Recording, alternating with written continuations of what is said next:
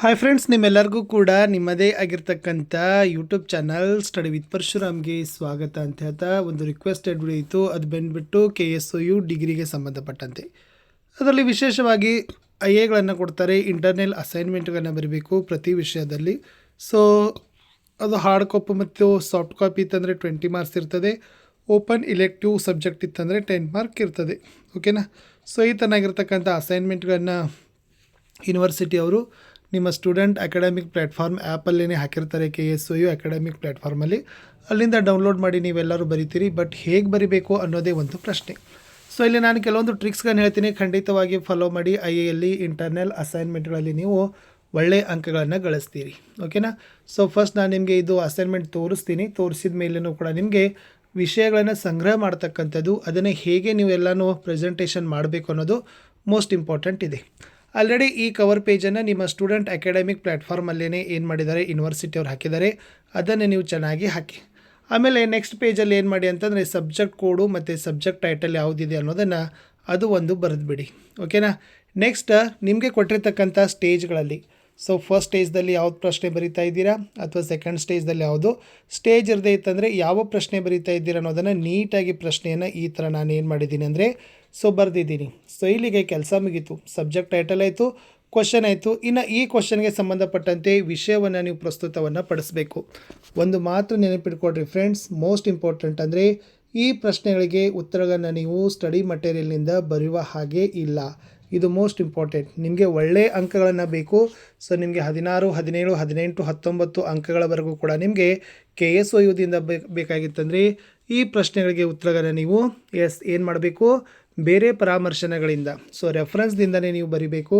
ಯಾವುದೇ ಕಾರಣಕ್ಕೂ ಇಲ್ಲಿಂದ ನೀವು ಅವುಗಳನ್ನು ಏನು ಮಾಡುವಂಗಿಲ್ಲ, ಕಾಪಿಗಳನ್ನು ಮಾಡುವಂಗಿಲ್ಲ. ಡಿಕ್ಟು ನೀವೇನಾದರೂ ಸ್ಟಡಿ ಮಟೀರಿಯಲ್ಗಳಿಂದ ಯೂಸ್ ಮಾಡಿದರೆ ಅದು ವ್ಯಾಲಿಡು ಅಲ್ಲ ಅಂತ ಯೂನಿವರ್ಸಿಟಿ ಅವರು ಹೇಳಿದ್ದಾರೆ. ಅದು ಮೋಸ್ಟ್ ಇಂಪಾರ್ಟೆಂಟ್ ಇದೆ. ಅದನ್ನು ನೀವು ಚೆನ್ನಾಗಿ ಏನು ಮಾಡಬೇಕಪ್ಪ ಅಂತಂದರೆ ನೋಡ್ಕೊಳ್ಬೇಕು. ಓಕೆನಾ. ಸೊ ಒಂದೇದು ಏನು ಮಾಡಬೇಕು, ಯಾವುದೇ ಕಾರಣಕ್ಕೂ ನಿಮಗೆ ಕೊಟ್ಟಿರ್ತಕ್ಕಂಥ ಚೆನ್ನಾಗಿ ಓದ್ಕೊಂಡು ಅದರ ರಿಲೇಟೆಡಾಗಿ ನೀವು ಓನ್ ಬರೀರಿ. It's okay. ಇದನ್ನು ರೆಫರ್ ಮಾಡೋದು ಮಾತ್ರ. ನಾನು ನಿಮಗೆ ಇದನ್ನು ಪೂರಾಗಿ ನಾನು ನಿಮಗೆ ಬಿಡಿ ಅಂತ ಹೇಳ್ತಿಲ್ಲ.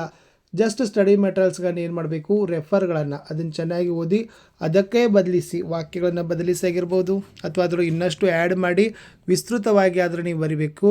ಬಟ್ ಡಿಕ್ಟು ಪಾಯಿಂಟ್ಗಳನ್ನು, ಡಿಕ್ಟು ಸೆಂಟೆನ್ಸ್ ಶಬ್ದಗಳನ್ನು ನೀವು ಬರೆಯುವ ಹಾಗೆ ಇಲ್ಲ. ಓಕೆನಾ. ಇದು ಇಂಪಾರ್ಟೆಂಟ್. ಸೊ ಇಲ್ಲಿ ನಾನೇನು ಮಾಡಿದ್ದೀನಿ, ಕ್ವಶನ್ಗಳನ್ನ ತೆಗೆದುಕೊಂಡು ಈ ಫಸ್ಟ್ ಸ್ಟೇಜ್ ಕ್ವಶನಲ್ಲಿ ಮೊದಲಿಗೆ PTK ಹಾಕಿದ್ದೀನಿ. ಓಕೆನಾ.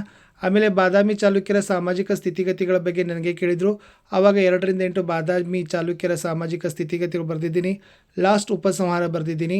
ಆಮೇಲೆ ಏನು ಬರೆದಿದ್ದೀನಿ, ಆಕರ ಗ್ರಂಥಗಳು ಅಥವಾ ಆಧಾರ ಗ್ರಂಥಗಳಂತ ನಾನು ಇದರಲ್ಲಿ ಬರೆದಿದ್ದೀನಿ, ಇಂಡೆಕ್ಸಲ್ಲಿ ಬರೆದಿದ್ದೀನಿ. ಇದು ಮೋಸ್ಟ್ ಇಂಪಾರ್ಟೆಂಟ್ ಆಗಿರ್ತಕ್ಕಂಥದ್ದು ಇತ್ತು.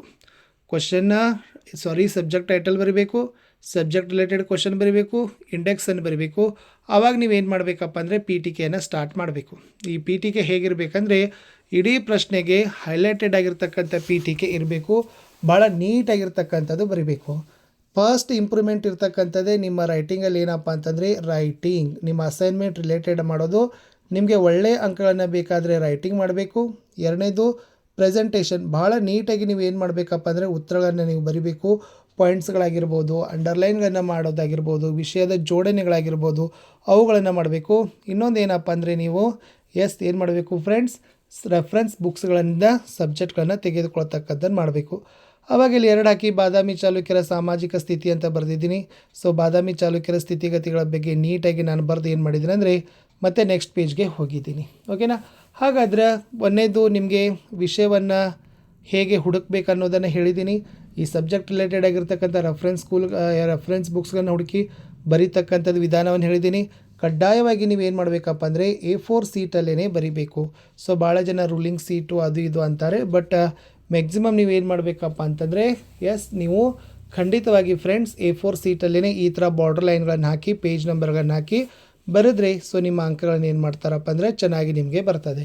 ಇದು ಒಂದಾಯಿತು. ಇನ್ನು ನೆಕ್ಸ್ಟ್ ನಾನೇನು ಹೇಳಿರ್ತಕ್ಕಂಥದ್ದಂದರೆ ಮೊದಲೇ ನಿಮಗೆ ವಿಷಯಗಳನ್ನು ಹುಡುಕೋದು ಹೇಳಿದ್ದೀನಿ, ನೀಟಾಗಿ ಬರೆಯೋದನ್ನು ಹೇಳಿದ್ದೀನಿ, ರೆಫರೆನ್ಸ್ ಸ್ಕಿಲ್ಗಳನ್ನ ಹೇಳಿದ್ದೀನಿ. ಇನ್ನು ಎಷ್ಟು ಪೇಜ್ ಬರೀಬೇಕು ಅನ್ನೋದು ಭಾಳ ಜನ ನಮ್ಮ ಫ್ರೆಂಡ್ಸ್ಗಳ ರಿಕ್ವೆಸ್ಟ್ ಇತ್ತು. ಸರ್ 4 ಪೇಜ್ ಬರೀಬೇಕಾ, 8 ಪೇಜ್ ಬರೀಬೇಕಾ, 12 ಪೇಜ್ ಬರೀಬೇಕಾ? ನೋಡಿ 10 ಮಾರ್ಕ್ಸ್ ಕ್ವಶನ್ಸ್ಗಳಿದೆ ಅಂತಂದರೆ ಮಿನಿಮಮ್ ನನಗೆ ಅನ್ಸೋದು ಮಟ್ಟಿಗೆ ನಾನು ನೋಡಿದಂಗೆ 7 to 9 ಪೇಜಸ್ ನಿಮಗೆ ಬರೀಲೇಬೇಕು. 7ರಿಂದ 9 ಪೇಜ್ಗಳಾದರೂ ಪುಟಗಳನ್ನ ಬರೀಬೇಕು. ಅದರಲ್ಲಿ ಯಾವುದು ಫಸ್ಟ್ ಕವರ್ ಪೇಜ್ಗಳು, ಇಂಡೆಕ್ಸ್ಗಳು, ಆಮೇಲೆ question paper, last reference skill ಎಲ್ಲವನ್ನು ಬಿಟ್ಟು ನೀವು ಮಿನಿಮಮ್ 7 to 9 ಪೇಜಸ್ಗಳನ್ನು ಬರೆದ್ರೆ ಒಳ್ಳೆಯ ಅಂಕಗಳನ್ನು ನಿಮಗೆ ಯೂನಿವರ್ಸಿಟಿಯವ್ರು ಕೊಡ್ತಾರೆ. ಕೆಲವೊಬ್ಬರು 3 ಪೇಜ್ ಬರೀತಾರೆ, 4 ಪೇಜ್ ಬರೀತಾರೆ, 10-15 ಪೇಜ್ ಆದರೂ ಬರೀತಾರೆ. ನೋಡಿ ಈ ಒಂದು ಇದ್ದಾವಲ್ಲ ಇಂಟರ್ನಲ್ ಅಸೈನ್ಮೆಂಟ್ಗಳು, ಇವು ಕೇವಲ ನಿಮಗೆ ಪರೀಕ್ಷೆ ಮಾಡ್ತಕ್ಕಂಥದ್ದು ಏನಪ್ಪ ಅಂದ್ರೆ ವಿಷಯದ ಗ್ರಹಿಕೆ ಹೇಗಿದೆ, ಸೊ ಯಾವೆಲ್ಲ ಮೂಲಗಳಿಂದ ವಿಷಯವನ್ನು ಸಂಗ್ರಹಣೆ ಮಾಡಿದ್ದೀರಿ, ಆಮೇಲೆ ವಿಷಯಗಳನ್ನ ಯಾವ ಥರ ಪ್ರೆಸೆಂಟೇಷನ್ ಮಾಡ್ತಾ ಇದ್ದೀರಿ, ನೀವು ಎಷ್ಟು ಓದಿದ್ದೀರಿ, ನೀವೇನು ಬರೆದಿದ್ದೀರಿ ಅನ್ನೋದನ್ನು ಎಲ್ಲವನ್ನು ಕೂಡ ಅಸೈನ್ಮೆಂಟನ್ನು ಕೊಡ್ತಕ್ಕಂಥ ಉದ್ದೇಶ ಆಗಿರೋದ್ರಿಂದ ನೀವು ಚೆನ್ನಾಗಿ ಅವುಗಳನ್ನು ಏನು ಮಾಡಬೇಕು, ಒಂದು 7ರಿಂದ 9 ಪುಟಗಳಲ್ಲಿ ನೀಟಾಗಿ ರೈಟಿಂಗ್ ಮಾಡಿ ರೆಫರೆನ್ಸ್ ಮಾಡಿಕೊಂಡು ಅದನ್ನು ಚೆನ್ನಾಗಿ ಪ್ರೆಸೆಂಟೇಷನ್ ಮಾಡಿ ಇದನ್ನು ಮಾಡಿದರೆ ಖಂಡಿತವಾಗಿ ನಿಮಗೆ ಒಳ್ಳೆಯ ಅಂಕಗಳನ್ನು ಏನು ಮಾಡ್ತಾರಪ್ಪ ಅಂದರೆ ಕೊಡ್ತಾರೆ. ಇಷ್ಟು ನಾನು ನಿಮಗೆ KSUಗಳ ಬಗ್ಗೆ ಹೇಳಿರ್ತಕ್ಕಂಥ ಒಂದು ಸ್ಮಾಲ್ ಆಗಿರ್ತಕ್ಕಂಥ ಇನ್ಫಾರ್ಮೇಷನ್. ಈ ಇನ್ಫಾರ್ಮೇಷನ್ ನಿಮಗೆ ತುಂಬ ಇಂಪಾರ್ಟೆಂಟ್ ಆಗ್ತದೆ. ಯಾಕೆಂದರೆ ಪ್ರತಿ ಸರಿ ಯೂನಿವರ್ಸಿಟಿ ಅವ್ರು ಏನು ಮಾಡ್ತಾರಪ್ಪ ಅಂದರೆ ಜುಲೈ ಮತ್ತು ಜನವರಿ, ಓಕೆನಾ, ಸೊ ಜನವರಿ ಸೈಕಲು ಮತ್ತು ಜುಲೈ ಸೈಕಲಲ್ಲಿ ಅಡ್ಮಿಷನ್ ಸ್ಟಾರ್ಟ್ ಮಾಡ್ತಾರೆ. ಸೊ ಅಸೈನ್ಮೆಂಟ್ ಅನ್ನೋದೇ ಒಂದು ಅಕಾಡೆಮಿಕ್ನ ಮುಖ್ಯವಾಗಿರ್ತಕ್ಕಂಥ ಭಾಗ. ಯಾಕೆಂದರೆ ಪ್ರತಿ ವಿಷಯದಲ್ಲಿ ನೀವು 20 ಅಂಕಗಳನ್ನು ಇಂಟರ್ನಲ್ ಕೊಡೋದ್ರಿಂದ ನಿಮ್ಮ ಅಸೈನ್ಮೆಂಟ್ ಹೇಗಿರಬೇಕಪ್ಪ ಅಂದರೆ ಭಾಳ ಮುತ್ತಿಟ್ಟಂಗೆ ನೀವೇನು ಮಾಡಬೇಕು, ಬರಿಬೇಕು. ನಿಮ್ಮ ರೈಟಿಂಗ್ ಹೆಂಗಿರಬೇಕಪ್ಪ ಅಂತಂದ್ರೆ ಅದನ್ನು ಇವ್ಯಾಲ್ಯೂಯೇಷನ್ಗೆ ಅಂಕಗಳನ್ನು ಕೊಡುವ ಹಾಗೆ ಇರಬೇಕು. ಸೊ ಇನ್ನೊಂದು ನಿಮಗೆ ಹೇಳ್ತಕ್ಕಂಥದ್ದು ಬೆಸ್ಟ್ ಟಿಪ್ಸ್ ಏನಪ್ಪ ಅಂತಂದರೆ ಎಲ್ಲ ಸಬ್ಜೆಕ್ಟ್ಗಳನ್ನು ಒಬ್ಬರೇ ಬರಿಬೇಕು, ಓಕೆನಾ. ಸೊ ಒಂದು 6 ಸಬ್ಜೆಕ್ಟ್ ಇದ್ದಾವೆ, ಅದನ್ನು 6 ಜನರಿಗೆ ಹಂಚಿಕೊಟ್ಟು ನಾನು ಬರಿತೀನಿ ಅಂತಿಲ್ಲ, ಖಂಡಿತವಾಗಿ ನಿಮ್ಮ ಅಸೈನ್ಮೆಂಟ್ಗಳು ರಿಜೆಕ್ಟ್ ಆಗ್ತಕ್ಕಂಥ ಚಾನ್ಸಸ್ ಇದ್ದಾವೆ. ಸೊ ಆ ಕಾರಣಕ್ಕಾಗಿ ಎಷ್ಟು ಕೋಡ್ಗಳನ್ನಿದ್ದಾವೆ, ಎಷ್ಟು ಟೈಟಲ್ ಇದ್ದಾವಲ್ಲ, ಎಲ್ಲ ಟೈಟಲ್ಗಳಲ್ಲಿರ್ತಕ್ಕಂಥ ಬರವಣಿಗೆ ಒಬ್ಬರಿಂದಲೇ ಬರಿಬೇಕು. ಸೊ ಆವಾಗ ಮಾತ್ರ ನಿಮಗೆ ಇಂಟರ್ನಲ್ ಏನು ಮಾಡ್ತಾರಪ್ಪ ಅಂದರೆ ರಿಜೆಕ್ಟ್ ಆಗ್ತಕ್ಕಂಥ ಸಂಭವನೀಯತೆ ಕಡಿಮೆ ಇರ್ತದೆ, ಮತ್ತು ಅವ್ರಿಗೆ ಗೊತ್ತಾಗ್ತದೆ, ಅಂಕಗಳನ್ನು ಸಹಿತ ನಿಮಗೆ ಚೆನ್ನಾಗಿ ಕೊಡ್ತಾರೆ. ಹಾಗಾದರೆ ಐಎಗಳನ್ನು ಬರೀತಕ್ಕಂಥ ಸಂದರ್ಭದಲ್ಲಿ ಇವೆಲ್ಲ ಮಾತುಗಳನ್ನ ಇಟ್ಕೊಂಡು ಗಮನವನ್ನು ಇಟ್ಕೊಂಡು ನೀವೇನು ಮಾಡ್ಯಪ್ಪ ಅಂದರೆ ಇಂಟರ್ನಲ್ ಅಸೈನ್ಮೆಂಟ್ಗಳನ್ನು ಬರೀರಿ. ಒಳ್ಳೆಯ ಅಂಕಗಳನ್ನು ಯೂನಿವರ್ಸಿಟಿಯವ್ರು ನಿಮ್ಗೆ ಏನು ಮಾಡ್ತಾರಪ್ಪ ಅಂತಂದರೆ ಕೊಡ್ತಾರೆ. ಸೊ ಈ ವಿಡಿಯೋ ಹೇಗೆ ಅನಿಸಿತ್ತು ಅನ್ನೋದನ್ನು ಕಮೆಂಟ್ ಮಾಡಿದರೆ ಸಾಕು. ಸೊ ನಿಮ್ಮ ಎನಿ ಕ್ವೈರಿ ಇತ್ತಂದರೆ KSUಗೆ ರಿಲೇಟೆಡ್ ಆಗಿರ್ತಕ್ಕಂಥ ಎನಿ ಕ್ವೈರಿ ಇತ್ತಂದರೆ ನಾನು ಖಂಡಿತವಾಗಿ ನಿಮಗೆ ಲೈನಪ್ ಮಾಡಲಿಕ್ಕೆ ಪ್ರಯತ್ನವನ್ನು ಪಡ್ತೀನಿ, ಮತ್ತು ಅವುಗಳನ್ನು ಹೆಚ್ಚುವರಿಯಾಗಿರ್ತಕ್ಕಂಥ ವಿಡಿಯೋಗಳಿಗೆ ತರ್ತೀನಿ ಅಂತ ಹೇಳ್ತಾ ವಿಡಿಯೋನ ಲೈಕ್, ಶೇರ್ ಮತ್ತು ಸಬ್ಸ್ಕ್ರೈಬ್ ಮಾಡೋದನ್ನು ಮಾತ್ರ ಮರೆಯದಿರಿ. ತುಂಬ ನೀಟಾಗಿ ಹೇಳಿದ್ದೀನಿ. ಸೊ ಫಸ್ಟ್ ಒನ್ ರೆಫರೆನ್ಸ್ ಮಾಡಿಕೊಡ್ರಿ, ಓಕೆನಾ. ನಾನು ಈ ವಿಡಿಯೋದಲ್ಲಿ ನಿಮಗೆ ಸಮ್ರೈಸ್ ಮಾಡ್ತಾಯಿದ್ದೀನಿ. ಸೊ ನಾನು ವಿಡಿಯೋದಲ್ಲಿ ನಿಮಗೆ ಸಮ್ರೈಸ್ ಮಾಡ್ತಕ್ಕಂಥದ್ದು ಜಸ್ಟ್ ಇಲ್ಲಿ ನನಗೆ ಬ್ಲ್ಯಾಂಕ್ ಪೇಜ್ ಬೇಕಾಗಿತ್ತು. ಸೊ ಫಸ್ಟ್ ಒನ್ ಏನು ಮಾಡಿರಿ, ರೆಫರೆನ್ಸ್ ಬುಕ್ಗಳನ್ನು ಕಲೆಕ್ಟ್ ಮಾಡಿಕೊಡ್ರಿ, ಓಕೆನಾ. ರೆಫರೆನ್ಸ್ ಬುಕ್ಸ್ ಇದೆ.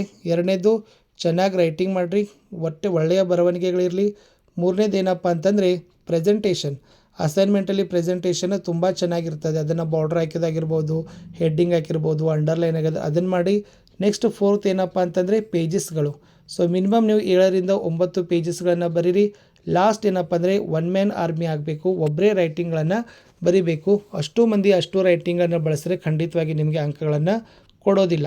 ಸೊ ಆ ಕಾರಣಕ್ಕಾಗಿ ನಾನು ನಿಮಗೆ ಟ್ರಿಕ್ಸ್ಗಳನ್ನು ಹೇಳಿದ್ದೀನಿ, ಫಾಲೋ ಮಾಡಿದರೆ ಒಳ್ಳೆಯ ಅಂಕಗಳು ಬರ್ತಾವೆ ಅಂತ ಹೇಳ್ತಾ ಸಿಗ್ತೀನಿ ಹೊಸ ವಿಡಿಯೋದಲ್ಲಿ. ಅಂಟಿಲ್ ಟೇಕ್ ಕೇರ್, ಬಾಯ್.